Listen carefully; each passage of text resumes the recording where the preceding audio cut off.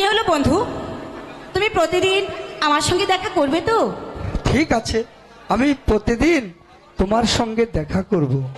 ঠিক আছে, তাহলে এখানে আর বিলম্ব না করে চলো আমরা এক্ষুনি চলে যাই। তাই চলো বন্ধু। তাই চলো। ও যে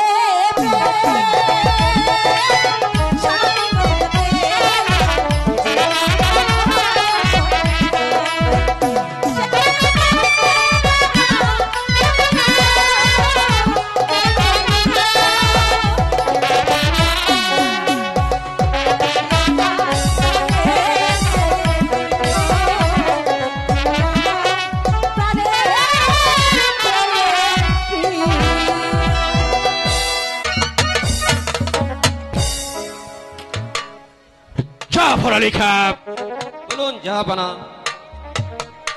ইব্রাহিম ও নবাব জাদা কামালের কোন সংবাদ পেয়েছ? না জাহাপানা, আমি রাজ্যের চতুর্দিকে লোক পাঠিয়েছি, কিন্তু আজও পর্যন্ত সেই দুজনের সংবাদ আমি পেলাম না। আমার মনে হয় বেগম সাহেবা ও নবাব জাদা কামালের ওই ইব্রাহিমের সংবাদ জানেন। বেগম সাহেবা জানলেও তা বলবে না। বেগম সাহেবাকে দরবারে হাজির করো। বেগম সাহেবা কেমনই করে ও শিশু কামাল ও ইব্রাহিমের কথা না বলে তা বেশ ভালোভাবেই জানা আছে আমার। কোথায় প্রহরী? বেগম সাহেবাকে দরবারে হাজির করো।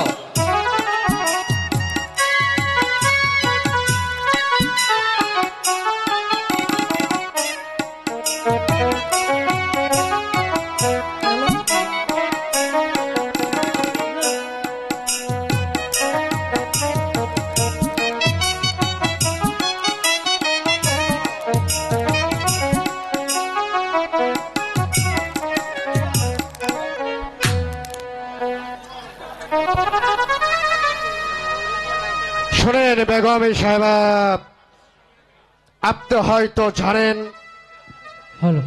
আপনার জীবন মরণ এখন আমাদের হাতে। তা জানি, বন্দি যখন করেছো এখন যা ইচ্ছে তাই করতে পারো। এখন বলো, কেন আমাকে দরবারে এনেছো? নবাব জাদা কামাল ও ইব্রাহিমের সন্তান আপনি জানেন না, তাদের সন্ধান আমি জানি না। বেগম সাহেবা, আপনার একবারের জন্য পূজা উচিত। এখন এই রূপনগরের নবাব হয়েছে আমি, আর আমারই সম্মুখে দাঁড়িয়ে আপনি বারবার মিথ্যা কথা বলতেছেন।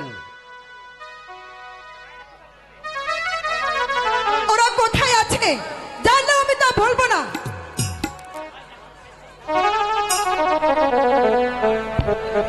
শেষ ছাই যদি আপনি না বলেন, আপনাকে কেমন করে বলাতে হবে তা বেশ ভালোভাবে জানা আছে। জাফর আলী খান, বলুন জাহাপানা। চাবুকের ভয় আমি কণ্ঠিত নই। বুঝেছি, আপনি এভাবে বলবেন না। জাফর আলী খান, চালাও চাবুক। বেগম সাহেবা যে পর্যন্ত ও শিশু কামালের কথা না বলবে, চাবুকের পর চাবুক চালাও।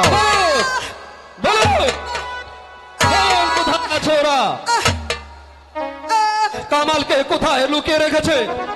বলুন, জবাব দিন। বলছি তো আমি জানি না।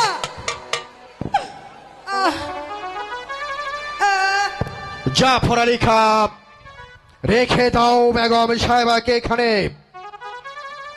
আবার আগামীকাল বেলা তস্করিকার সবাই সেই অন্ধকার কারাকক্ষে থেকে রাত্তর পারে এনে যে পর্যন্ত বেগম সাহেবা ও নবাব জাদা কামালের কথা না বলবে, ইব্রাহিমের কথা না বলবে, ততক্ষণ পর্যন্ত চাবুকের পর চাবুক চালাবে। পরে নিয়ে যাও বেগম সাহেবাকে ওই অন্ধকার কারাকক্ষে।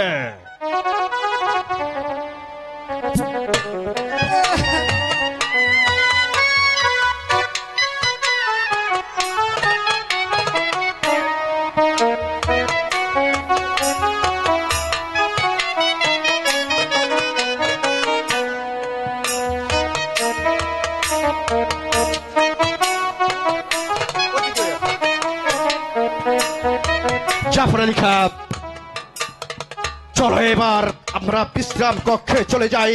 আগামীকাল সকাল তৎকরিকার সবাই আবার ওই বেগম হুস্কা বানুকে রাত্তর পারে এনে তাকে চাবুকের পর চাবুক মেরে যে পর্যন্ত কামালের কথা না বলে তার পৃষ্ঠে তুমি চাবুক মারবে, চাবুক মারবে। চলে এসো জাফরানি খাঁ। তাই চলো।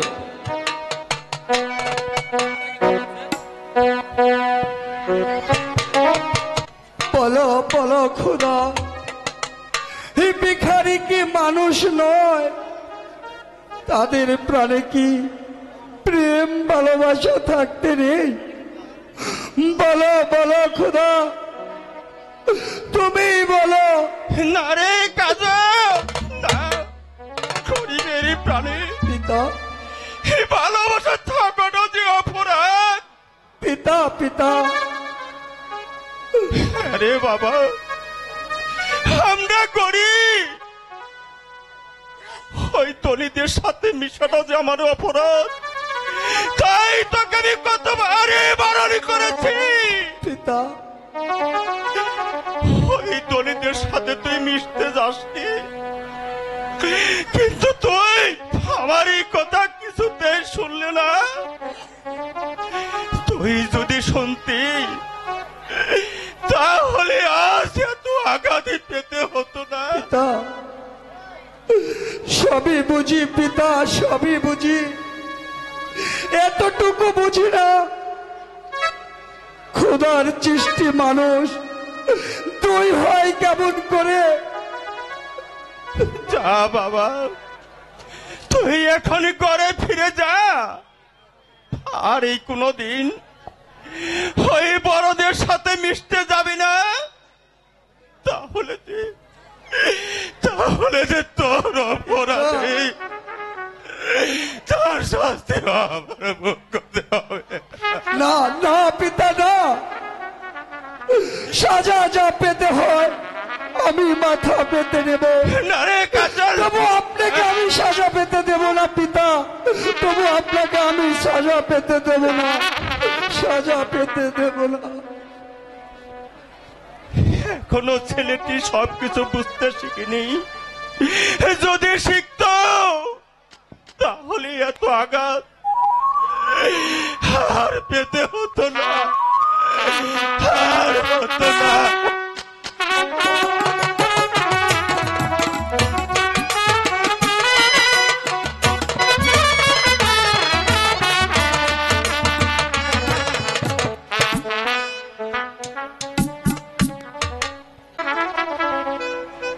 কোথায় গেলে কালের বন্ধু, আসো না তো ফিরিয়া,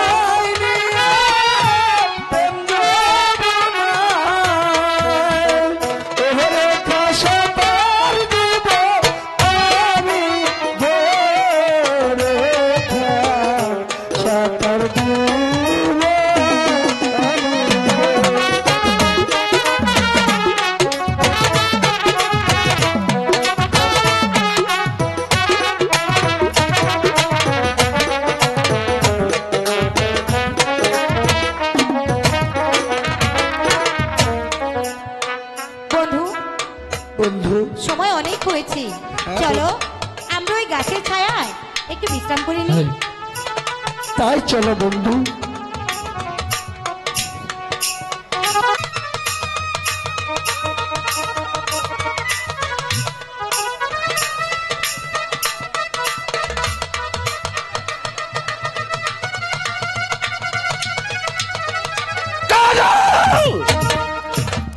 সাবধান শয়তান, তোর সাহস তো কম নয় চাষার বাচ্চা। সেনাপতি কাকা, সামান্য একটা চাষার ছেলে হয়ে তুই এসেছিস নবাব কন্যার সাথে প্রেম করতে। সেনাপতি কাকা, ওর কোনো দোষ নেই। দোষ নয়, সরে যাও রেখা। না কাকা, আমি ওকে চাবুক মেরে ওর পিঠের চাম তুলে নেব। কাকা আপনি ওকে মারবেন না কাকা, ওর যে কোনো দোষ নেই।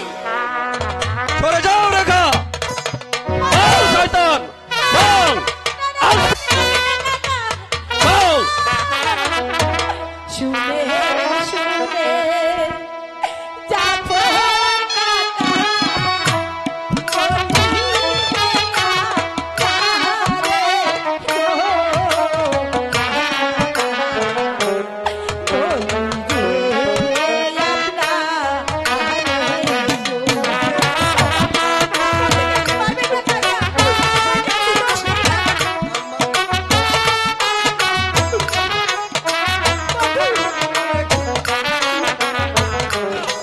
বল শয়তান, আসবে আরো প্রেম করতে। বল।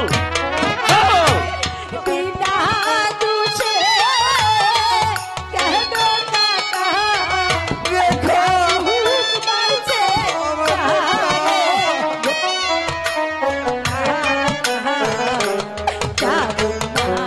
মারছে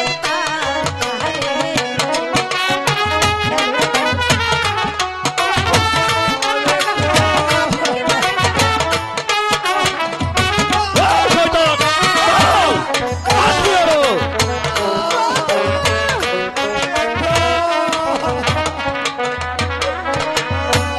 হাতে ধরি পায়ে পড়ি পারবে পাবো তুরে গো পারবে না বন্ধু সরে যাও রেখা। বল। বল শয়তান, বল। বল।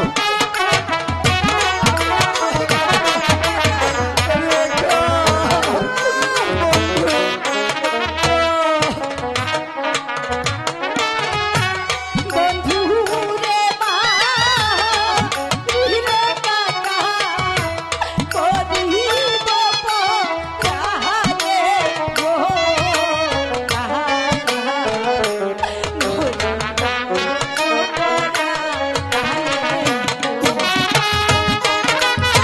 শয়তান, বল। আসবে আরো প্রেম করতে। বল।